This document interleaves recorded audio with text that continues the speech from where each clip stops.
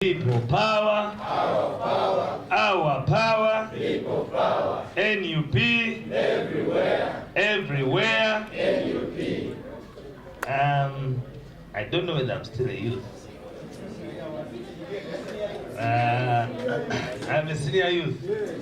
Yes, I am a senior youth because the law says 35 and I am 36. So I am now that senior youth. But I am also in acquaintance with the youth activities, given the historical background from university time. I have been lucky a little that I have spent most of my youthful time fighting on the side of the oppressed. And that puts you who are seated here in the same shoes I was 15 years ago. Those of you who are 20. This is very inspiring, by the way. It is very inspiring, and I want to take this opportunity to thank the National Unity Platform, the birth of the National Unity Platform, and the People Power movement to this country, because it awakened the young people to a different direction, from the direction of happiness, from the direction of disco, from the direction of all those other things associated with having fun, to being fascinated with the idea of overthrowing the dictator, but most importantly, being in charge of your destiny for the future of our country.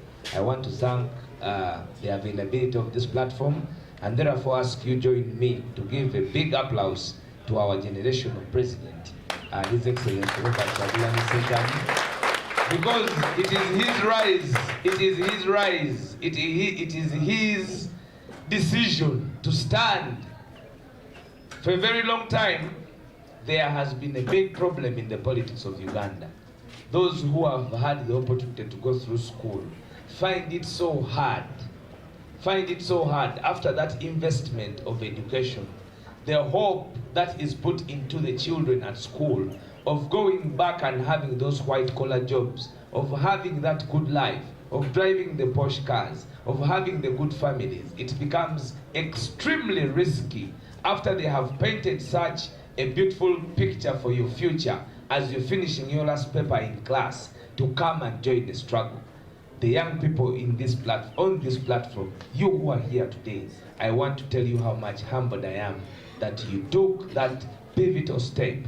Those at university, those that have just finished university, and those that are still lingering in town with your degrees, but decided that let us use this time to redeem our country. I can tell you, you will not regret the job you're doing and the part you're playing. It looks very far-fetched sometimes when you start anything. Everything you start will always be far-fetched. What propels you is the commitment to what you've started. If you're committed to what you've started, I can tell you, you will have the results you desire. You will fall, but when you fall, the power of you lifting yourself up, the power of you dusting yourself off, and the power of you transcending to your trajectory is what should always move you as young people. It has worked across all the divide internationally, it has worked locally, it even works to your personal belief. Many of you had a dream, and the dream was to meet Bobi Wine, a person who was going to be president. And somebody would sit in their room and say, I wish I get the opportunity to meet Bobi Wine. You started the journey of being committed to meeting Bobi Wine. Many of you have met Bobi Wine, not so? How many have not met him personally? Put up your hand. If you have not met him personally, put up your hand. Yes, Honorable, stand up again. You are the honorable member I had in Parliament. You have not met him personally, but have you met him in a group? Yeah, you see?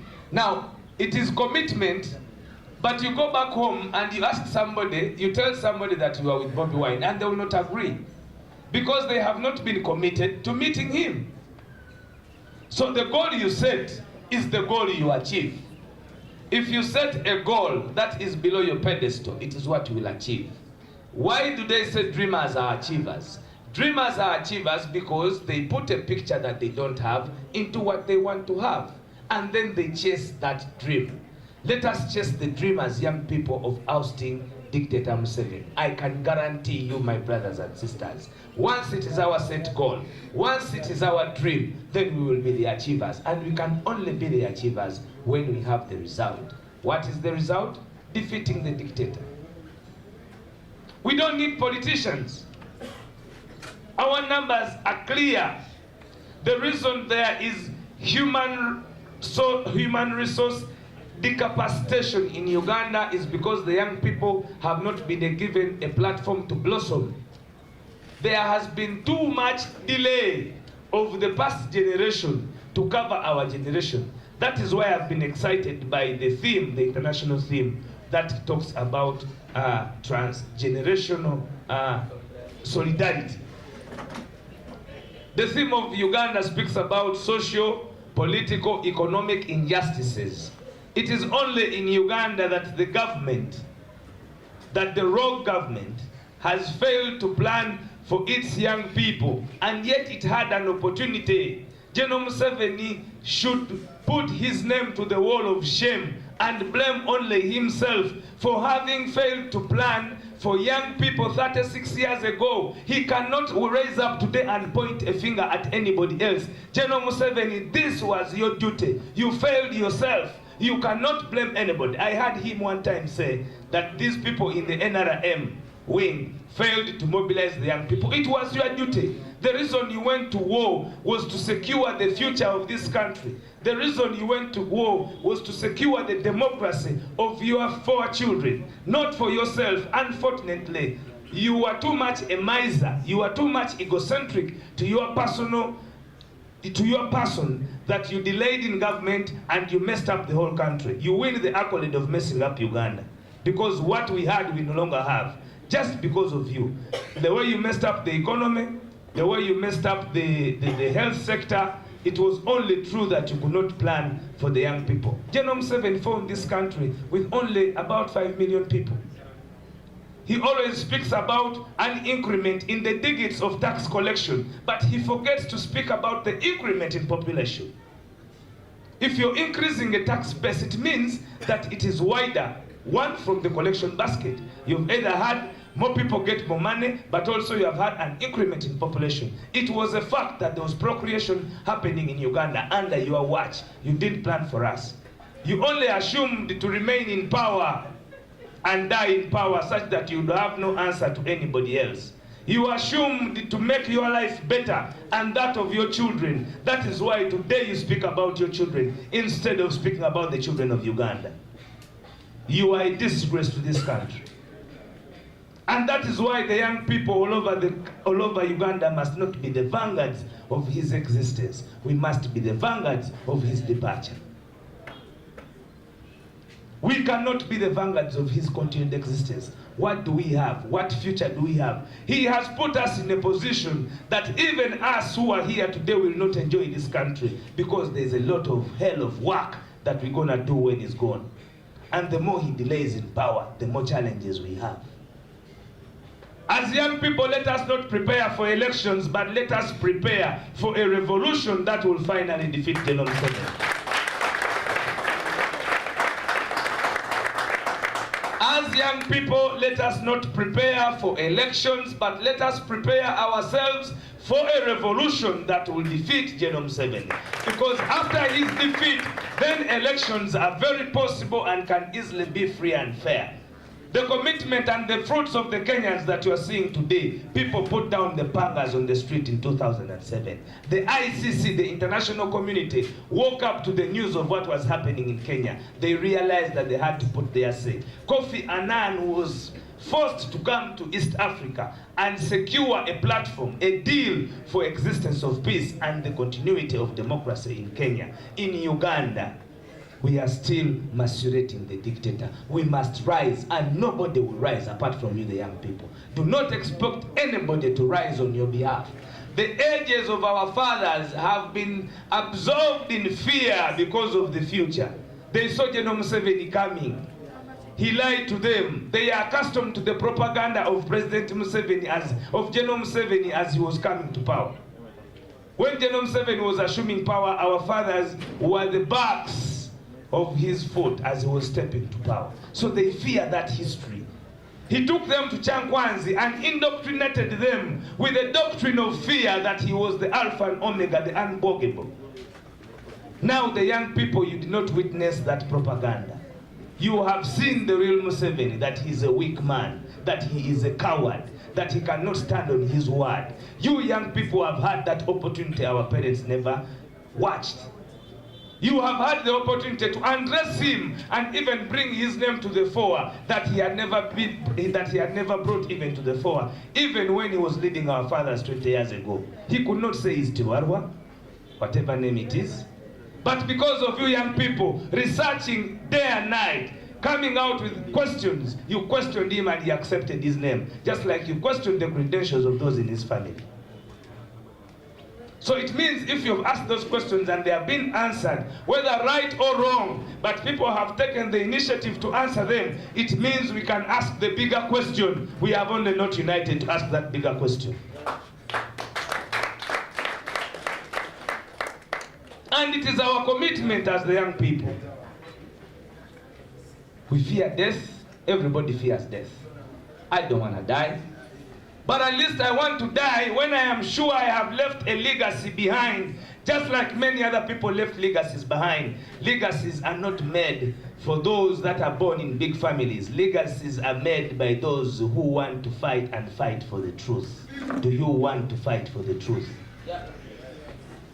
If you want to fight for the truth, let's join our hands together. Let us plan every day on an individual basis of what role we can play to unite the people of Uganda, to stand up for once just like they have stood in Southern Sudan, to stand up for once just like they stood in Sudan, to stand up for once just like they stood for the independence struggles, because our country is in the gutter. The elites have sat. You spend a lot of money to make sure that you have a child of your stature. Look, go back and see how much your fathers have invested in your education, but what are they going to reap out of your education?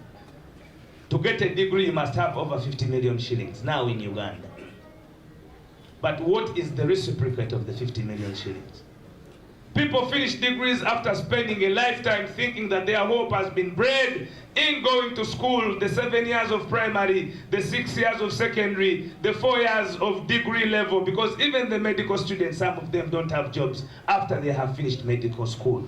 Then you have some Albertines saying that they are thinking about science students only, and yet they cannot even accommodate the little they have. They want to go to Cuba. You young people have not been thought about. We have not been thought about, and they will not think about us, because now they are thinking about their overstay and their death. You see, the funny thing about death, for the young people it is a rumor. To you now, death is a rumor. You don't understand it, because it trips you of nothing apart from the people you see. But to the old people, death is a reality and an expectation. Therefore, you cannot invest in a person whose expectation is to die. You would rather invest in one who believes it as a rumor and believes can work harder for the existentiality of tomorrow. Let us believe this. Let us work towards being the real change that this country needs. The mindset must change. We are the people to change the mindset. And we can fight. We can fight. They fought when they were our years. And the situation was more worse than we are here today. There was no modern slavery like it is today. There was awakeness of liberation across Africa. Therefore, wherever it rose, there was support from other sister countries. Today, it is difficult for a sovereign country to accommodate rebels unless you have explained to them a lot of ideology. Let it be the duty of us, the young people, to go out and plan. Let it be the duty of the young people to go out and initiate a new methodology of war that will bring and unite Ugandans together. Come to the streets and fight for the cause of having change in their country, because you people can come up with new ideas that have not been here before. In the 20th century, they found ideas to liberate Africa. If it is hard to use the gun in the 21st century, you have your own gun you can discover to overthrow dictator Museveni.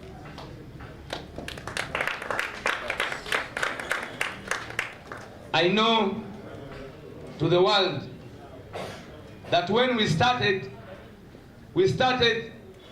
in an election Because we needed to seek the mandate of Ugandans to the revolution that we are taking them to. We are not a challenged generation. We know with the vision of our leader, His Excellency Robert Kyagulanyi Ssentamu, the bar is too high for success. That is why everything we do, the bar is too high. And once the bar is too high for success, it also affects your timelines. We can no longer give lots of reasons and explanations of why the dictator is still here, because the candidate and the player we have, we know, can make it in a short time, but he can't do it alone. He can do it with a lot of all of us. Not with politicians, with all of us. We mark our words about politicians because politicians always will do the politics, and we need them to do the politics. But we also need to lay the strategy of the toppling of the dictator. That is where I have much of the guests in today's discussion. As to you, the young people, we can multiply our numbers. The challenges we have are the same. We can multiply our numbers. Let us look at forwarding the message of change. I see the president of tomorrow. I see the prime minister of tomorrow. But it is you now to determine the playing field that will make you president tomorrow. You have an opportunity to determine it now. You have an opportunity to make decisions that will affect your country today as a young person. The energy you have today, you will not have tomorrow. I saw Zake 4 years ago, before he was beaten, the many times he has been beaten. I know out of those beatings that there are certain things he cannot do, but he will never regret what he has been doing because he gave his all. So if he's your leader, then he must be your inspiration. I have seen Honorable Kawi. I knew, I was worried when he was going to be arrested. I knew. Certainly I thought that he would be arrested on that day because I saw that they were planning something wrong against the National Unity Platform. At Makerere. Why would the Honorable Member of Parliament be at Makerere for guild elections? Would they have any reason why he would be there? But because this cause is for you, the people, not to have status, not to have positions. Because he has no status. He's a member of parliament, but he was in jail beyond the reasonable time. He is supposed to be in jail because they wanted to negotiate his freedom. Why would you negotiate freedom of a member of parliament? If you can negotiate freedom of a member of parliament, then your father, then your mother. Because now I'm talking about freedom of you not being incarcerated. But I'm also sure your parents don't have the health freedom. If your mother got sick and you have to pay 2 million shillings every day, how many of you in the state can afford that? They don't also have the life freedom. They are not sure of tomorrow. Bullets whirl every time, and the head of state will come and tell you those were stray bullets because they are not even in charge of their own personal armory. So you cannot sit back and be satisfied with the status quo when you're a young person. You are digging your own grave. And I am so happy. General Museveni thought that at our time it would be about drinking, it would be about getting AIDS, because he knew that nobody looked at the governance of this country. You are looking at the governance. Just make the numbers. The change we need is coming and is invested in you, the young people. Out of respect and time, I am very humbled that you gave me this chance to speak to you. We can do this. We can do this. We can do this. We can bring the change we want to bring if we are committed to the change. If we are committed to the change, do not be committed to the politics, be committed to the change. Those who are committed to the politics end up being committed to the salaries, end up being committed to the status quo, and will end up being comfortable. And I want to applaud Honorable Zake Butebi and Honorable Kawiye for not having received the 40 million that was given to members of parliament. It is nice when young people of our generation, leaders like Honorable Zake and Honorable Kawiye, are not found in criminality that has been existent at that parliament for a very long time.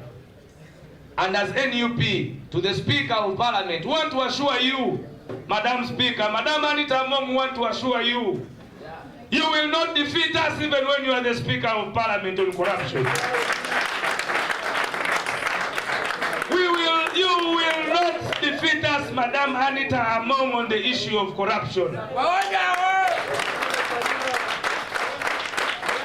Your fingers have been proven to be corrupt. Your character is corrupt. Yes. We will come after you with no fear. We will come after you with all that we got. But we can assure you, just like we are coming after your boss, you will not sit at the helm of our institution of Parliament and make it the way you want it to make. You are the worst speaker we have had, even in the shortest of time we have occupied. You are very quick to occupy that office. We know how you occupied that office. We know that the outgoing speaker was accustomed to a head of a dead body from Masaka because people wanted to occupy that office and do whatever we are seeing today. We know the price of coming after you, that you will lead to people being assassinated, that you have capacity for people to be in prison. But let me tell you, our dear friend, we are coming after you on matters of corruption because you are shaming.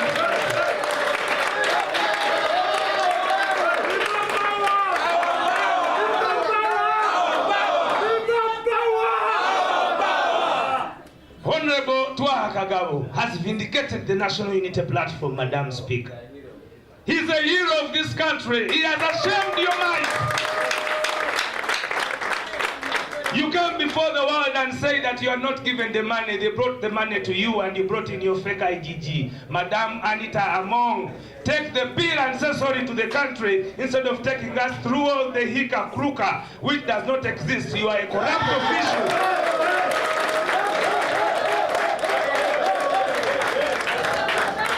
You have sent him to the Rules Committee and Display Committee. You have sent the Honorable to the Rules Committee that you sent to Honorable Zake. We defeated you about Honorable Zake, and I can assure you we are going to defeat you about Honorable Twaha Kagabo because you are corrupt. You can go ahead and sit with your Norbert Mao because you brought him to interpret for you the Constitution in a fake manner and to deregister NUP, but we are coming after you for the act of having Uganda lost 22 billion shillings under your watch that you gave out at your sitting room around where you stay in Kololo. And these things have evidence. Let them bring the footage of members of Parliament sneaking there in Gomeses. There is footage. We pay for cameras. It was a crime by the Speaker to be corrupt and give a bribe. Madam Anita, you should be ashamed of yourself. You should be ashamed of your history. You are supposed to resign because of your criminal act of stealing, of touching, of working, and of being corrupt with Ugandan taxpayers' money accruing to over 22 billion shillings that you gave to members of Parliament. And the evidence is now clear because somebody has returned that money. To other members of Parliament, we can only pray that the demons that possess you when you are picking that money, possess you again to return it.